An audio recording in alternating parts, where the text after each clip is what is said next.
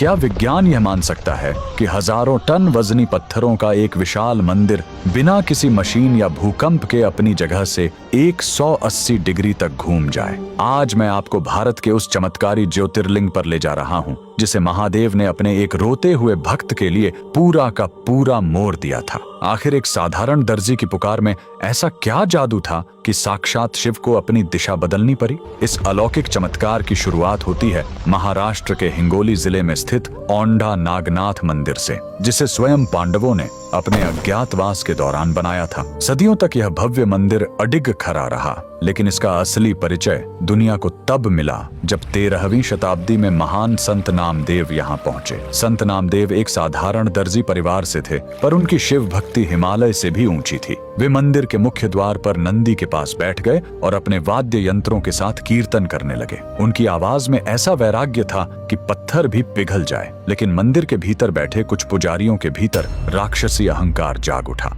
उन्हें लगा कि एक नीची जाति के इंसान का यहाँ बैठना उनकी पवित्रता को भंग कर रहा है। अपने पद और जाति के नशे में अंधे होकर उन्होंने संत नामदेव को धक्के मारकर बाहर निकाल दिया और चिल्लाए, तेरी यहाँ बैठने की औकात नहीं है, जा मंदिर के पीछे जाकर छिप जा। अपमान से टूटे हुए नामदेव ने कोई विरोध नहीं किया। वे चुपचाप उठे और मंदिर के बिल्कुल पीछे एक सूनी पत्थर की दीवार के सामने जाकर बैठ गए। उनकी आंखों से आंसुओं की अविरल धारा बह रही थी, पर उनके हाथ कीर्तन करते रहे। उन्होंने एक अत्यंत हृदय विदारक भजन गाया, हे भोलेनाथ, अगर मैंने नीची जाति में जन्म लिया तो इसमें मेरा क्या दोष? क्या आप भी मुझे दुनिया की नजरों से ही देखते हैं? उनकी उस पुकार में इतना दर्द था कि कहते हैं साक्षात ब्रह्मांड का कलेजा कांप उठा। और फिर वो हुआ जिसने इतिहास बदल दिया। अचानक आसमान में प्रलयंकारी काले बादल छा गए, धरती जोर जोर से हिलने लगी और एक ऐसी गगन भेदी आवाज गूंजी जैसे पहाड़ टूट रहा हो। महादेव ने अपने सच्चे भक्त की लाज रखने के लिए